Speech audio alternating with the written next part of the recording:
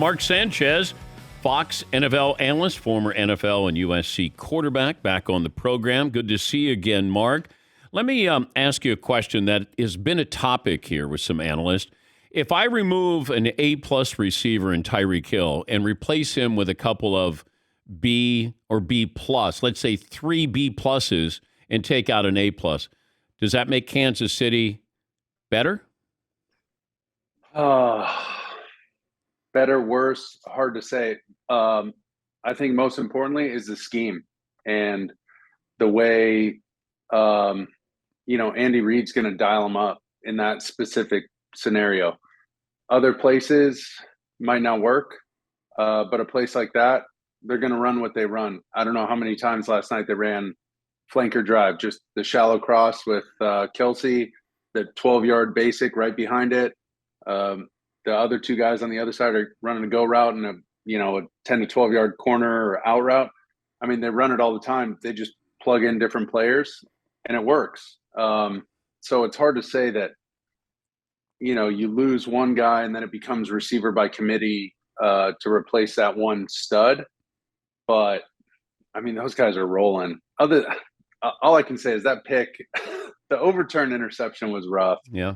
And then watching that game last night, Everett's trying to get out of the game. Yes. Yeah. He's trying to get out of the game, and then he can't expand that flat route. That flat route's supposed to be a foot race to the front pylon. And then the other guy has a chance to work on his quick out route or a stick route on the inside defender.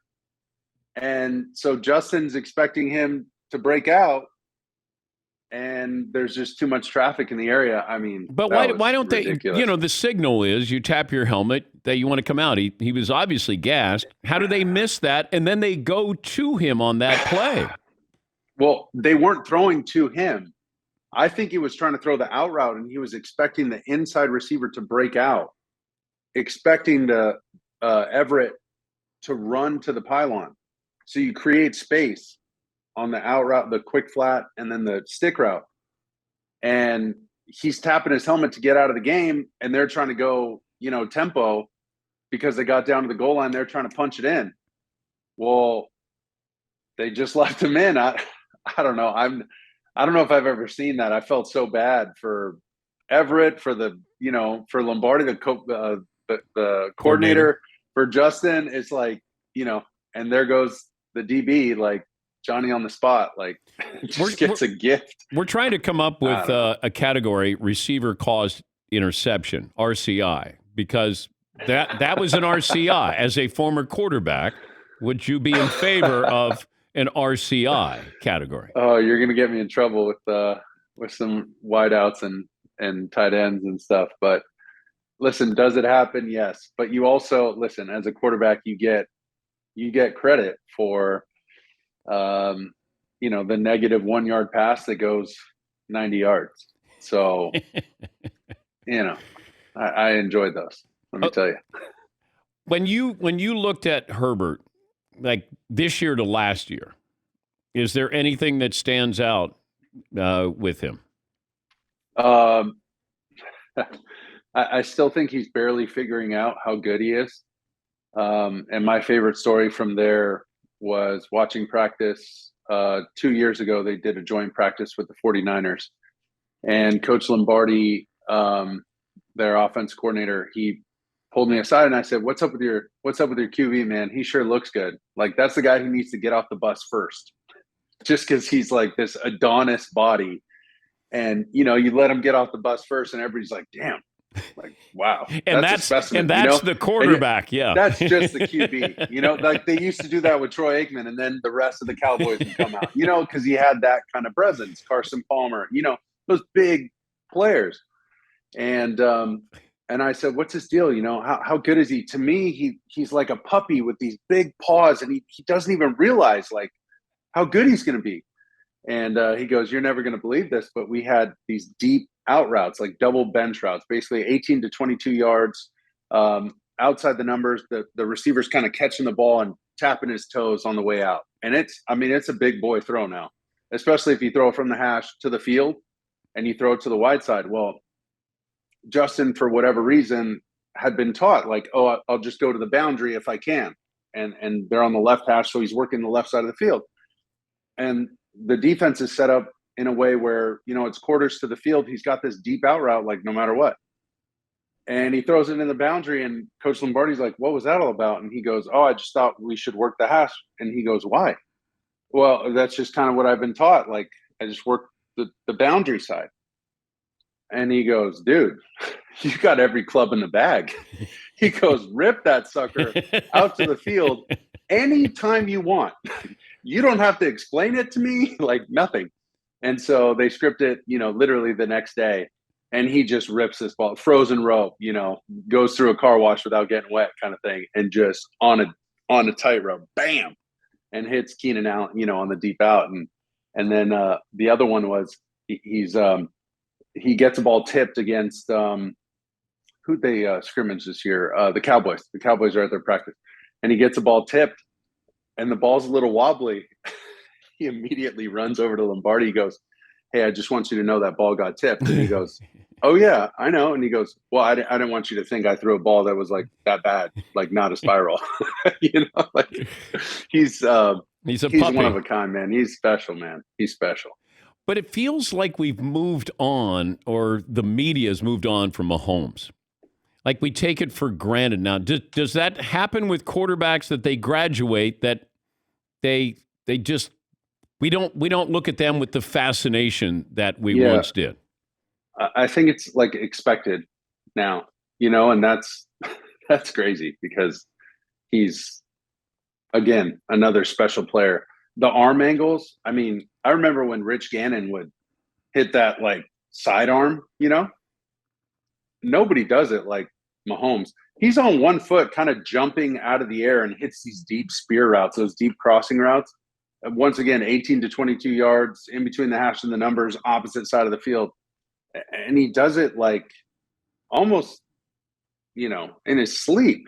And I feel like people kind of moved on just because, like, yeah, that's what he does. So, okay, LeBron's on your team. Well, you're expected to win a championship. And if you don't, then, well, that's, you underachieve. But we're still fascinated with Josh Allen. Like, he's still in that bubble where there's a fascination level. But he's still, but it might, fair. we might move on from him soon. If you were advising, and I know you know Josh well, if you advised him on anything, what would you tell him? Oh, man. The only thing I've ever told him was get down, get out of bounds, don't get hurt. Why won't he do it? Oh, he's one of those guys who needs to, not get his bell rung. He doesn't need to get hit hard, but he's not like in the flow of the game until he gets hit. And he's got to get his jersey dirty. They're designing quarterback runs for him. I mean, look at the guy. He's massive. He's put on this earth to play NFL quarterback. He's a big guy. And so he can withstand some of those hits. But is he like Cam Newton, just a better passer? I think he's better from the pocket, yeah. I mean, he'll just beat you from the pocket, straight up. Even if he doesn't rush at all in the entire game, and you say, if he plays with a boot on, he's got like a broken foot or something, he'll still beat you from the pocket. And that's rare. But if these were stocks, we're talking to Mark Sanchez, Fox NFL analyst. If you're buying a stock, the quarterback stock that you would buy into, because it would make sense, maybe buy low, sell high. Are we in a recession? Is there any inflation? What's going on here? We're not in a quarterback recession. Noted. So okay. Would you buy a stock like Trevor Lawrence? Would you buy a stock like Joe Burrow? Would you buy a stock like Justin Fields, Aaron Rodgers? I mean, I'm hanging on to Herbert. I'm hanging on to Allen. I know Allen's. You can only buy one stock. Now. One stock. Just one. Yeah, one stock, and at its current value. What did I do wrong? Why do I not have any money to buy any more stock? You cashed out. You didn't play long enough in the NFL, and USC didn't pay you as much as you thought you were going to get paid. Careful. What kind of car did you get at USC? Oh, dude, I drove a 2001 or 99 Honda Accord stick shift Nice. that we got in an auction for like $3,500. I It was like it. dumb, Did man. you ever But I hear? had a car. Did Nobody you else had a car, and it was stick shift, so nobody else could drive it. It was awesome. did you ever hear the Ed Orgeron story where he was trying to recruit Adrian Peterson? So What do you say? Peterson's dad was in prison in Oklahoma. Ed Okay. O was trying to get his dad transferred to an L.A. county jail so Adrian would play for You could see USC. Yeah, so because Hey, Adrian man, said, whatever it takes. I'm going to play in front of my dad. Trojan family, man. That's what we do. How do you It's feel about about your Trojans this year? Should they be considered a Hey, we're national rolling now. title contender? We're rolling now. We can't slip up this week. Fresno State will jump up and bite you if you're not careful. So I love the way that offense is playing. I know everybody's, down arrow. Speaking of stocks, everybody's sell on the defense. Like, all right, give them some time. Give them a little time. And they're coming from the Big 12. That's kind of the MO out there. Score 45, give up 38, still take the W.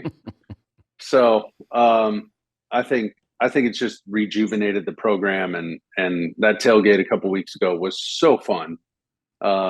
Just seeing people excited about it again, it means a lot, and you don't realize that when you're in college, but finally, when everything's said and done, and you get to go back to your school, and everybody's excited about football again, and it's back. That Coliseum was rocking, man, and not to throw shade at Rice. Listen, Coach Bloomgren is their head coach. He was one of our coaches in New York, but it was just nice to see. It was really cool. But if you could pick, you had to pick one. You're at USC. You could beat Notre Dame or beat UCLA.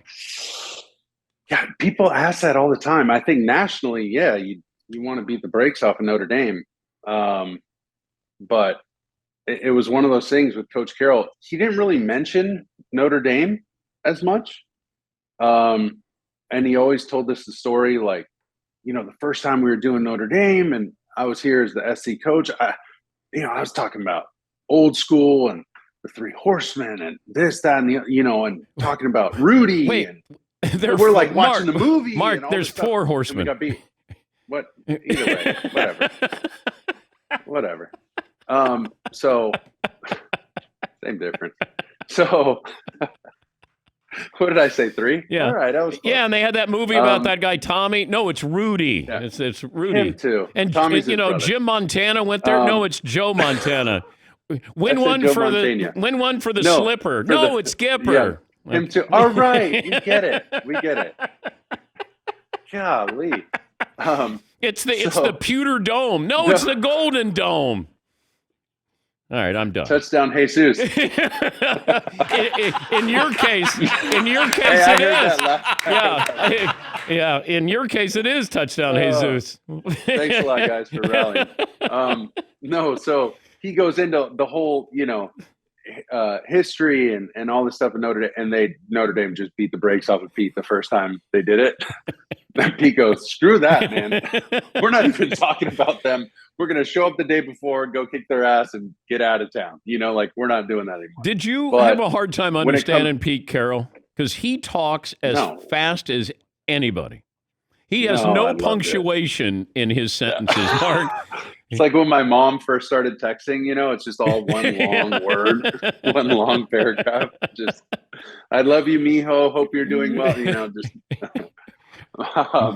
No, I really enjoyed him. And that was his thing. Just own LA. And that was Ed Ogeron, Sark, Kiff, all those guys. You're competing for everything in LA. We own LA. The same, they would say the same girls you're chasing in LA. Hey, we got to win. You go out to a club, we get the best table. We get a better table than that. You want to go, get some gas, you get in line before them. We own LA. It was just like, no matter what. That's awesome. Love it. I used to love it the way they talked about it. So we got to get back there. Always good to catch up with you. Thank you, Mark. Appreciate you guys. Thank you. That's Mark Sanchez, Fox NFL analyst, former NFL USC quarterback, obviously a great historian of Notre Dame football.